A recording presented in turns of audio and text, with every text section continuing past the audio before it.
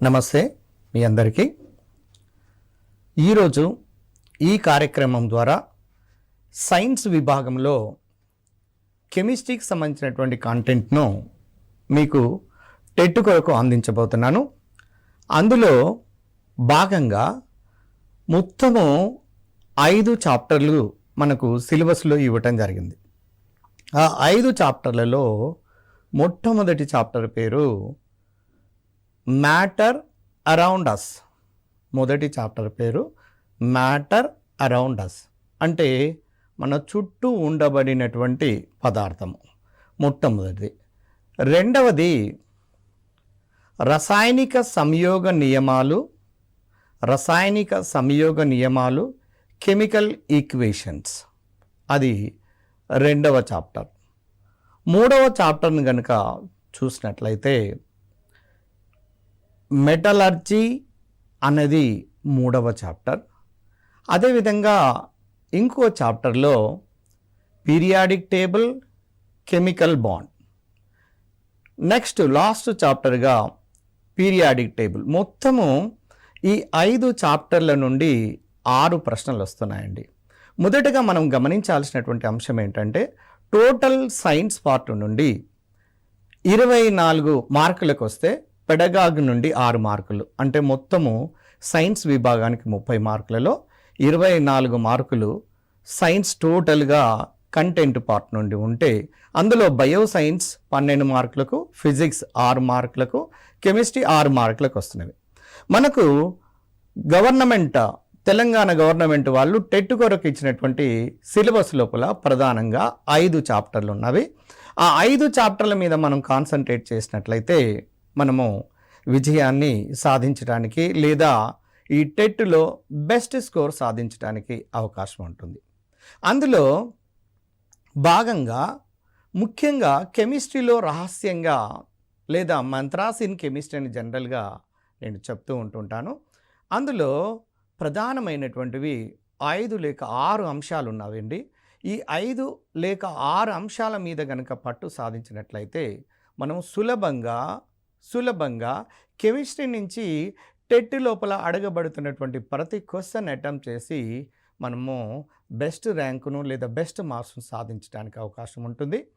అందులో మొదటగా మీరు గమనించాల్సింది ఏంటంటే మొట్టమొదటగా మీరు గమనించాల్సింది 1 నుండి 30 వరకు పరమాణు సంఖ్య కలిగినటువంటి మూలకాలు, వాటి యొక్క పరమాణు సంఖ్యలు, ద్రవ్యరాశి సంఖ్యలను గుర్తుంచుకోవాలి. గమనించండి, 1 నుండి 30 వరకు అంటే hydrogen, helium, lithium, beryllium, boron, carbon, అలా జింక్ వరకు గుర్తుపెట్టుకోవాలి. పరమాణు సంఖ్యలు మరియు ద్రవ్యరాశి సంఖ్యలు. దాన్ని ఎలా గుర్తుపెట్టుకోవాలో, ప్రాక్టీస్ ఎలా చేయాలనో మీరు ఈ స్క్రీన్ పైన గమనించండి. 1H1 మీరు గమనించండి. 1H1 క్రింది భాగంలో ఉండబడిన 1 అనేది పరమాణు సంఖ్య, పై భాగంలో ఉండబడేది ద్రవ్యరాశి సంఖ్య.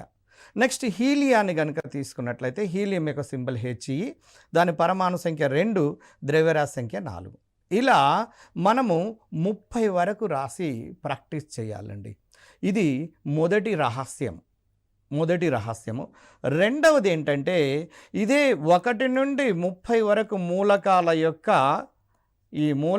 యొక్క ఎలక్ట్రానిక్ కాన్ఫిగరేషన్స్ అంటే ఎలక్ట్రాన్ విన్యాసములను నేర్చుకోవాలి. ఇది తప్పకుండా ఎలక్ట్రాన్ విన్యాసాలు నేర్చుకుంటే మనము తర్వాత చదవబోయే కెమికల్ బాండింగ్ కావచ్చు, రసాయనిక బంధము లేదా పీరియాడిక్ టేబుల్ అనే చాప్టర్లు సులభంగా అర్థం కావడానికి అవకాశం ఉంటుంది. ఇక మూడవ అంశం ఏంటంటే ఫస్ట్ ఇయర్ నుండి 8th ఇయర్ వరకు గ్రూపులను గుర్తుపెట్టుకోవాలండి. ఉదాహరణకు ఫస్ట్ ఇయర్ గ్రూప్ మూలకాలు ఉన్నవి అనుకోండి. అందులో hydrogen, lithium, sodium, potassium, next rubidium, caesium, francium లాంటి మూలకాలను ఈ విధంగా మనము గుర్తుపెట్టుకోవాల్సినటువంటి అవసరం ఉంటుంది. అయితే ఇక్కడ ఫస్ట్ ఇయర్ అయిపోయిన తర్వాత సెకండ్ ఇయర్ మూలకాలను కనుక మీరు చూసినట్లయితే సెకండ్ ఇయర్ అంటే మీరు ఏదైనా ఒక బుక్ సహాయంతో beryllium, magnesium, calcium, strontium, barium, radium ఇది సెకండ్ ఏ. అట్లనే రోమన్ నంబర్ 3 అంటే థర్డ్ ఏ గ్రూప్ ఎలిమెంట్స్ని కనుక చూసినట్లయితే boron, aluminium, gallium, indium, thallium. ఇది థర్డ్ ఏ గ్రూప్ మూలకాలు, లేదా దీన్ని 13th గ్రూప్ మూలకాలుగా కూడా మనము పేర్కొంటాము. అట్లనే ఫోర్త్ ఏ నువ్వు కనుక తీసుకుంటే carbon, silicon, germanium, tin, lead. గమనించండి, ఇది ఫోర్త్ ఏ గ్రూప్ మూలకాలు. Carbon, silicon, germanium, tin, lead, ఇవి ఫోర్త్ ఏ. అలాగనే ఫిఫ్త్ ఏ గ్రూప్ మూలకాలను తీసుకుంటే nitrogen, phosphorus, arsenic, antimony, bismuth. Sixth A oxygen, sulphur, selenium, tellurium, polonium. అదేవిధంగా సెవెంత్ ఏ గనక మనము గమనించినట్లయితే fluorine, chlorine, bromine, iodine, astatine. ఇది సెవెంత్ ఏ. లాస్ట్ ఆవర్తన పట్టిక చివరి భాగంలో ఉండబడినటువంటి జడవాయు మూలకాలు లేదా 8th ఏ గ్రూప్ మూలకాలను చూసినట్లయితే, లేదా 18th గ్రూప్గా మనం దాన్ని పేర్కొంటాము. Helium, neon, argon, krypton, xenon, radon. ఈ గ్రూపు మూలకాలను తప్పకుండా రోజుకు 1 లేదా 2 గ్రూపు మూలకాలను గుర్తుపెట్టుకునే ప్రయత్నము మనము చేయవలసినటువంటి అవసరం ఉన్నది. అంటే ఇక్కడ గ్రూప్ ఎలిమెంట్స్ను మనము గుర్తుపెట్టుకోవాల్సినటువంటి ఏంటంటే గ్రూప్ ఎలిమెంట్స్ను ఖచ్చితంగా మనము గుర్తుపెట్టుకోవాలి. ఇది ఒక సీక్రెట్ అన్నట్టు. ఇక నాలుగవ అంశం ఏంటంటే ఆక్సిడేషన్ నంబర్స్.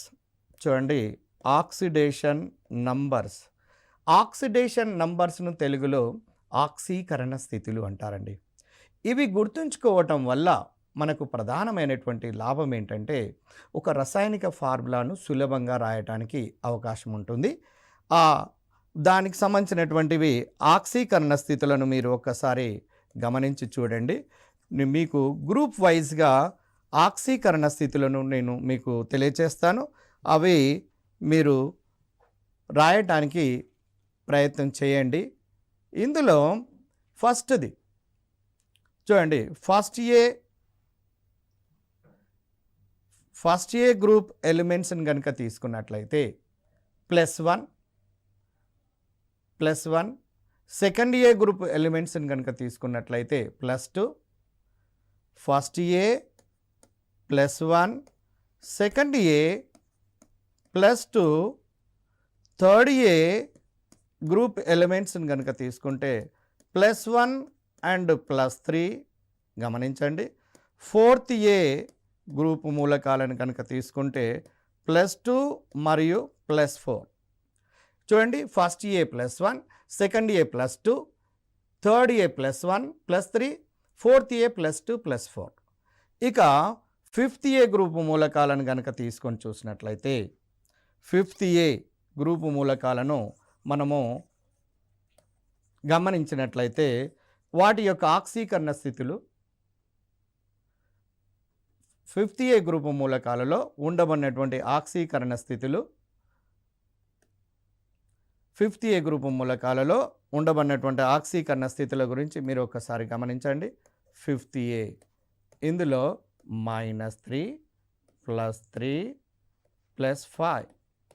అదేవిధంగా సిక్స్త్ ఏ అంటే చాల్కోజెన్స్, వీటి యొక్క ఆక్సీకరణ స్థితులు -2 +2 +4 +6.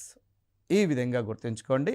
సెవెంత్ ఏ అంటే హాలోజన్స్, దీని యొక్క ఆక్సీకరణ స్థితులు -1 +1 +3 +5 +7. గరిష్టమైనటువంటి ఆక్సీకరణ సంఖ్య 7 గాను. ఇక లాస్ట్ జడవాయు మూలకాలైనటువంటి 8th ఏ గ్రూప్ మూలకాలను కనుక తీసుకొని చూస్తే వీటిలో ఎలక్ట్రాన్లు అనేవి చర్యలలో పాల్గొనవు కాబట్టి దీని యొక్క ఆక్సీకరణ సంఖ్య 0. మళ్ళీ ఒకసారి గమనించండి, ఫస్ట్ ఏ ఒక ఎలక్ట్రాన్ కోల్పోయి స్థిరత్వాన్ని కలిగి ఉంటాయి కాబట్టి +1 ఆక్సీకరణ స్థితిను. సెకండ్ ఏ గ్రూప్ మూలకాలు 2 ఎలక్ట్రాన్లను కోల్పోయినప్పుడు స్థిరత్వాన్ని కలిగి ఉంటాయి కాబట్టి +2 ఆక్సీకరణ స్థితిని. థర్డ్ ఏ గ్రూప్ మూలకాలు అయితే +1 +3. అదేవిధంగా ఫోర్త్ ఏ +2 +4, ఫిఫ్త్ ఏ కనుక వచ్చినట్లయితే ఇందులో అలోహాలు కూడా ఉంటాయి కాబట్టి నెగిటివ్ ఆక్సిడేషన్ నెంబర్స్ను కూడా చూపిస్తున్నవి. -3 +3 +5, సిక్స్త్ ఏ -2 +2 +4 +6, అదేవిధంగా సెవెంత్ ఏ -1 +1 +3 +5 +7. ఎయిత్ ఏ గ్రూప్ మూలకాలు NS2 NP6 అంటే స్థిరమైన విన్యాసాన్ని కలిగి ఉంటాయి కాబట్టి స్టేబుల్గా ఉంటాయి కాబట్టి దాని లోపల ఉండబడిన ఎలక్ట్రాన్లు చర్యలలో పాల్గొనవు కాబట్టి వాటి యొక్క ఆక్సీకరణ సంఖ్యను 0గా మనము తెలియచేస్తాము. ఇది ఒక రహస్యంగా మనం గుర్తుపెట్టుకోవాల్సినటువంటి అవసరం ఉన్నది. తర్వాత ఇంకొక విషయాన్ని గమనించండి. ఇంకొక రహస్యం ఏంటంటే ఇవి గనక తెలిసి ఉన్నట్లయితే మీరు అటామిక్ స్ట్రక్చర్ను ఒకసారి గమనించండి. అటామిక్ స్ట్రక్చర్ను చూడండి. అటామిక్ స్ట్రక్చర్ ఏ విధంగా ఉంటుందో ఒకసారి నేను జనరల్గా స్క్రీన్ మీద మీరు ఒకసారి గమనించండి. ఇది న్యూక్లియస్ అనుకుంటే ఇది ఫస్ట్ ఆర్బిట్ అనుకోండి, ఇది సెకండ్ ఆర్బిట్, మెల్లగా గమనించండి, ఇది థర్డ్ ఆర్బిట్, నెక్స్ట్ తర్వాత ఆర్బిట్ తీసుకున్నట్లయితే ఇది ఫోర్త్ ఆర్బిట్. ఇది న్యూక్లియస్ అండి. ఇది న్యూక్లియస్ అంటే కేంద్రకము. ఇది కేంద్రకము. ఇందులో ప్రోటానులు మరియు న్యూట్రానులు ఉంటాయి కేంద్రకంలో. అయితే ఇక్కడ కేంద్రకం చుట్టూ ఎలక్ట్రాన్లు తిరుగుతాయని మీ అందరికీ తెలుసు. ఇది KLMN అనే అక్షరాలతో కక్షలను చూపిస్తాము. ఇందులో small n = 1, small n = 2, small n = 3, small n = 4. ఈ స్ట్రక్చర్ను గుర్తుపెట్టుకోవడానికి ప్రయత్నం చేస్తే టెట్లో ఇవ్వబడుతున్న క్వశ్చన్లు చాలా సులభంగా చేయడానికి అవకాశం ఉంటుంది. ఇందులో ఇది కక్ష అయినట్లయితే కక్ష లోపల ఉపకక్షలు ఉంటాయండి. మీకు తెలుసు కక్ష లోపల ఉపకక్షలు ఉంటాయి. మొదటి కక్షలో ఒక ఉపకక్ష ఉంటుంది, అది 1s. అది 1s.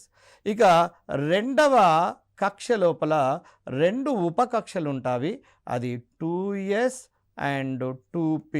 2s and 2p. మూడవ కక్ష లోపల కనుక తీసుకున్నట్లయితే 3 ఉపకక్షలు ఉంటాయి, అవి 3s 3p 3d. చూడండి, ఇది 3s, ఇది 3p, ఇది 3d. గమనించండి. ఇక నాలుగవ కక్షను గనక తీసుకున్నట్లయితే 4 ఉపకక్షలు ఉంటాయి. ఇందులో S, P, D, next F. ఇది సంపూర్ణంగా మనం తీసుకోవాలి. అంటే ఇది 4s. గమనించండి, గతంలో క్వశ్చన్లు ఎంత ఈజీగా చేయొచ్చో మీకే తెలిసిపోతుంది. 4s, 4p, 4d, 4f. చూడండి డియర్ ఫ్రెండ్స్, మీరు గమనిస్తూనే ఉన్నారు పరమాణు యొక్క నిర్మాణం. ఈ డయాగ్రామ్ను మనం వేయగలిగే శక్తిని మనం తెచ్చుకున్నట్లయితే ఏం లేదు, ఇక్కడ చాలా సులభమైనటువంటిది. మధ్య భాగంలో కేంద్రకము, ప్రోటాన్, న్యూట్రాన్లు ఉంటాయి. దాని చుట్టూరా 4 కక్షలను కనుక గీసుకొని n = 1 2 3 4 గాను KLMN అక్షరాలతో సూచిస్తారని. మొదటి కక్ష లోపల చూడండి, ఒక ఉపకక్ష ఉంది, రెండవ దానిలో 2 ఉపకక్షలు ఎస్ మరియు పి, మూడవ దానిలో 3 ఉపకక్షలు, నాలుగవ దానిలో 4 ఉపకక్షలు ఉన్నవి. ఈ మొదటి ఉపకక్షలో 1sలో 1 ఆర్బిటాల్ ఉంటుంది, మీకు తెలుసు. రెండవ దానిలో 2sలో 1 ఆర్బిటాల్ ఉంటుంది. 2pలో 3 ఆర్బిటాలు ఉంటాయండి, px, py, pz. అదేవిధంగా 3sలో 4sలో వీటన్నిట్లలో s ఉపస్థాయిలో 1 ఆర్బిటాల్ ఉంటుంది కాబట్టి 1 బాక్స్గా ఉంటుంది. p ఉపస్థాయిలో కనుక తీసుకున్నట్లయితే మీరు 3 ఆర్బిటాలు ఉంటాయి, మీ అందరికీ తెలిసిందే. 2p, 3p, 4pలలో px, py, pzలుగా ఉంటాయి. 3d, 4dలలో మొత్తము 5 ఆర్బిటాలు ఉంటాయి అనే సంగతి మీకు తెలిసిందే. 4d లోపల కూడా 5 ఆర్బిటాలు ఉంటాయి, 1 2 3 4 5. అదేవిధంగా ఎఫ్లో కనుక చూసినట్లయితే మీకు 7 ఆర్బిటాలు ఉంటాయి. చూడండి, గమనించండి, 1 2 3 4 5 6 అండ్ 7. ఇప్పుడు వీటికి సంబంధించినటువంటి క్వశ్చన్స్ చాలా సందర్భాల్లో అడుగుతున్నాడండి.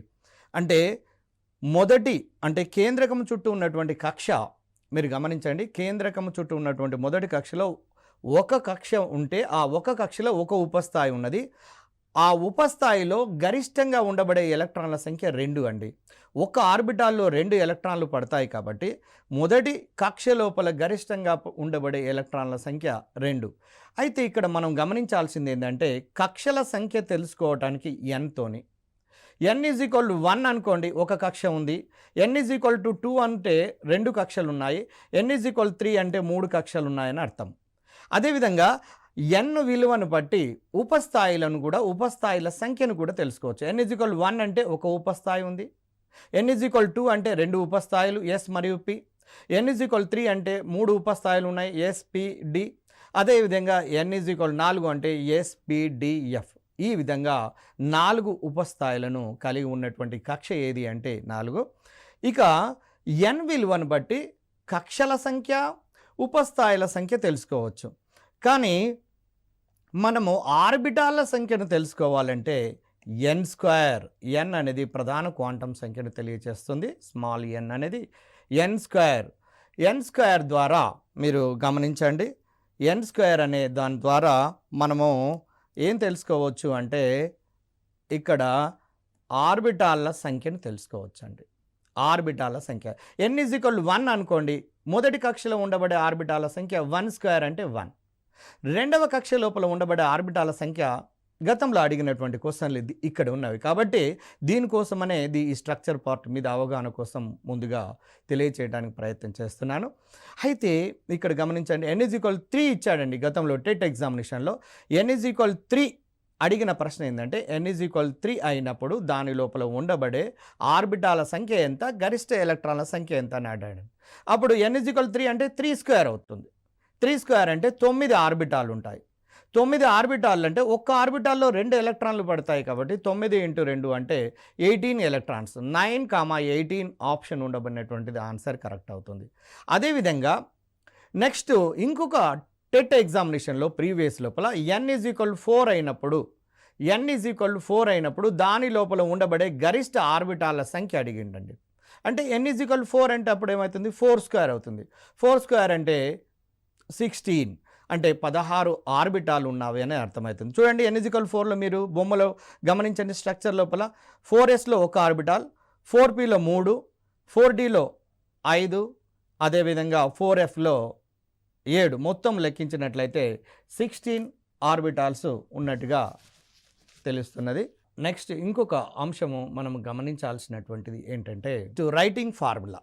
చివరిది రైటింగ్ ఫార్ములా అంటే ఫార్ములాను ఎలా రాయాలి అనేది నిజంగా ఒక ప్రముఖమైనటువంటి సీక్రెట్ అండి. కెమిస్ట్రీని ఫార్ములా రాయకుండా కెమిస్ట్రీ నేర్చుకోవాలని చాలామంది లక్షల మంది ప్రయత్నం చేస్తుంటారు కానీ ఎవరు కూడా సక్సెస్ కాలేరు. కాబట్టి దీనికి సక్సెస్ కావాలంటే ఫార్ములా అనేది మనము నేర్చుకోవాల్సినటువంటి అవసరం ఉన్నది. ఫార్ములా ఎలా ఏర్పడుతుందంటే క్రిస్ క్రాస్ పద్ధతి ద్వారా నేర్చుకుంటారండి. మీకు హై స్కూల్ లెవెల్లో మీరు నేర్చుకుంటారు. క్రిస్ క్రాస్ అనే పద్ధతి ద్వారా మనము ఈ ఫార్ములాను ఎలా రాయాలో నేర్చుకోవచ్చు. ఈ పద్ధతిలో రాసేటప్పుడు మొదటగా ధనావేశం కలిగినటువంటి ఆయాన్ను రాయాలండి. ఉదాహరణకు సోడియం అనే ఆయాన్ ఫస్ట్ గ్రూప్ కాబట్టి +1 ఉంటుంది. అదే 7th గ్రూప్కి సంబంధించినటువంటి క్లోరిన్ని తీసుకోండి, ఇది క్లోరైడ్గా ఉంటుంది Cl-గా. ఇప్పుడు దీన్ని రెండింటి యొక్క ఛార్జ్ కనుక సమానం ఉంటే రెండు క్యాన్సల్ చేసి ఫార్ములాను రాయొచ్చు NaCl. ఇప్పుడు సోడియం క్లోరైడ్ ఫార్ములా ఇది. ఒకవేళ సెకండ్ గ్రూప్ ఎలిమెంట్ అయినటువంటి కాల్షియం తీసుకొని చూద్దాం. కాల్షియం క్లోరైడ్ ఫార్ములా నువ్వు రాయదలుచుకుంటే కాల్షియం సెకండ్ గ్రూప్ కాబట్టి దాని మీద +2 ఛార్జ్ వస్తుంది. ఆక్సీకరణ నంబర్ల ద్వారా మనం దీన్ని గుర్తుపెట్టుకోవచ్చు. నెక్స్ట్ క్లోరైడ్ అంటే Cl- అండి. ఇప్పుడు క్రిస్ క్రాస్ పద్ధతి అంటే దాని అర్థం ఏంటంటే నెగిటివ్ ఛార్జ్ మీద ఉండబడినటువంటి వ్యాలెన్సీను పాజిటివ్ ఛార్జ్ దాని కిందికి, పాజిటివ్ ఛార్జ్ మీద అంటే ధనావేశంతో కలిగినటువంటి కాటయాన్ మీద ఉండబడిన ఛార్జ్ను నెగిటివ్ ఛార్జ్ కింద రాస్తే మనకు ఫార్ములా అనేది రెడీ అవుతున్నది. ఫార్ములా వచ్చేస్తుంది కాల్షియం క్లోరైడ్ CaCl2. అదే అల్యూమినియం క్లోరైడ్ రాసి చూసినట్లయితే మీరు గమనించండి, అల్యూమినియం క్లోరైడ్, అల్యూమినియం అనేది +3 అండి, థర్డ్ గ్రూప్ కాబట్టి. క్లోరైడ్ అంటే Cl-. చాలా జాగ్రత్తగా గమనించడానికి ప్రయత్నం చేయండి, ఎందుకంటే ఇది వెరీ ఇంపార్టెంట్ సీక్రెట్ కాబట్టి మనం ఖచ్చితంగా ఫార్ములాను రాయటం కనుక నేర్చుకున్నట్లయితే సులభంగా కెమిస్ట్రీని మనం నేర్చుకోవడానికి అవకాశం ఉంటుంది. అంటే అల్యూమినియం క్లోరైడ్ మీరు క్రిస్ క్రాస్ మెథడ్ ద్వారా ఈ వ్యాలెన్సీలను కనుక చేంజ్ చేసినట్లయితే ఈ 1 కిందికి, ఈ అల్యూమినియం మీద ఉండబడినటువంటి ఈ 3 అనే ఛార్జ్ ఇటువైపు వచ్చినప్పుడు అప్పుడు AlCl3 అల్యూమినియం క్లోరైడ్ యొక్క ఫార్ములా. అందువల్లనే మనకు సోడియం క్లోరైడ్ అన్నప్పుడు NaCl గాను, మెగ్నీషియం క్లోరైడ్ అన్నప్పుడు MgCl2 గాను, అల్యూమినియం క్లోరైడ్ అన్నప్పుడు AlCl3 గాను, కార్బన్ క్లోరైడ్ అన్నప్పుడు CCl4 గాను, పాస్పరస్ క్లోరైడ్ అన్నప్పుడు తెలియనటువంటి వాళ్ళు పాస్పరస్ క్లోరైడ్ ఫార్ములా తెలియనటువంటి వాళ్ళు PClగా రాస్తారు. కానీ PCl5 అనేది కరెక్ట్.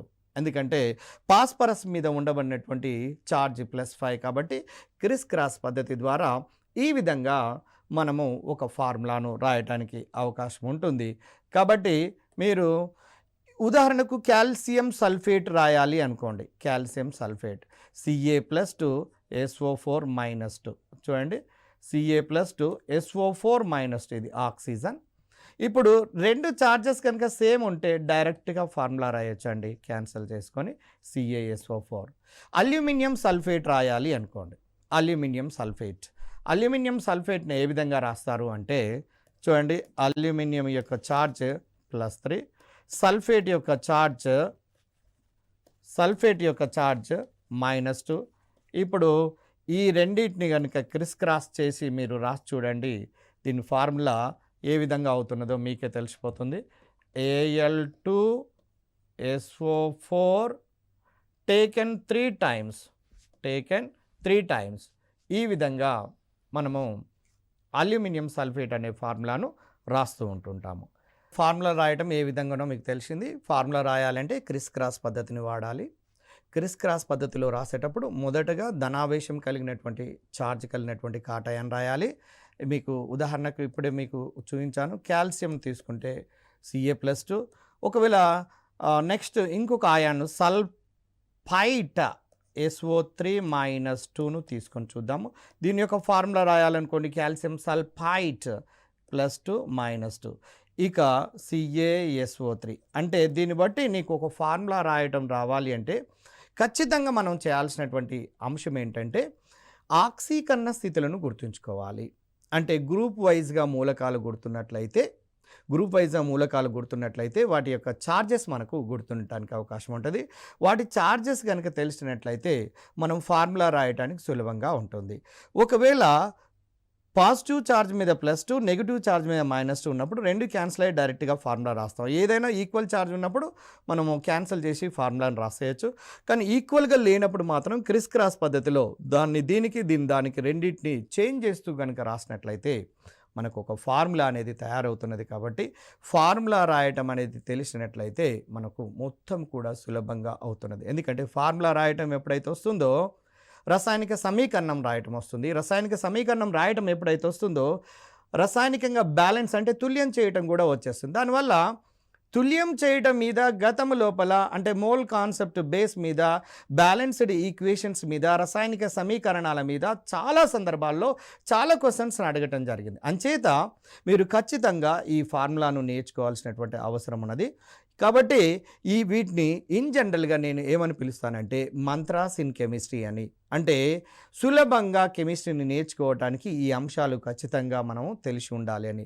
1 నుండి 30 వరకు మూలకాలను గుర్తుపెట్టుకోవటం, 1 నుండి 30 వరకు మూలకాల యొక్క ఎలక్ట్రాన్ విన్యాసాలను కూడా గుర్తుంచుకోవాలి. నెక్స్ట్ 1 నుండి 8th A గ్రూప్ అంటే ఫస్ట్ ఏ నుండి 8th A వరకు గ్రూప్ మూలకాలను గుర్తుంచుకోవటం, అదేవిధంగా ఆక్సీకరణ స్థితులను గుర్తుంచుకోవటం. మీకు ఆక్సీకరణ స్థితులు అనేవి ఎలా రాయాలో ఏ విధంగా గుర్తుపెట్టుకోవాలనో మీకు స్క్రీన్ మీద మీరు చూసే ఉంటారు. అదేవిధంగా ఫార్ములాను రాయటం కనుక తెలిసిన తర్వాత మనకు టోటల్గా కెమిస్ట్రీని ఈజీగా ఒకటే నాడు కాకుండా కెమిస్ట్రీకి ఒక 1 వీక్ టైం లేదా 4-5 రోజుల టైం ఇచ్చి రోజు కొన్నిగా నేర్చుకున్నట్లయితే అతి సులభంగా నేర్చుకోవచ్చు. అంటే ఇప్పుడు చెప్పినటువంటి ఈ అంశాల మీద మీరు గమనించి చూసినట్లయితే గతం లోపల టెట్ లోపల అడిగినటువంటి క్వశ్చన్స్ చాలా ఉన్నవి. తర్వాత సబ్జెక్టు సులభంగా అర్థమవుతుంది. కాబట్టి ఇది సీక్రెట్స్ ఇన్ కెమిస్ట్రీ గాను లేదా మంత్రాస్ ఇన్ కెమిస్ట్రీ గాను గుర్తుపెట్టుకోవడానికి ప్రయత్నం చేసినట్లయితే డెఫినెట్గా మీరు సక్సెస్ అవుతారు. అయితే దీని తర్వాత చాప్టర్ను మీరు నేర్చుకోబోతున్నారు. ఆ చాప్టర్ పేరు మన చుట్టూ ఉండబడినటువంటి పదార్థము. అసలు పదార్థం అంటే ఏంది? పదార్థంలో ఏ ఏ కణాలు ఉంటాయి? పదార్థమును ఏ విధంగా విభజన చెందుతుంది?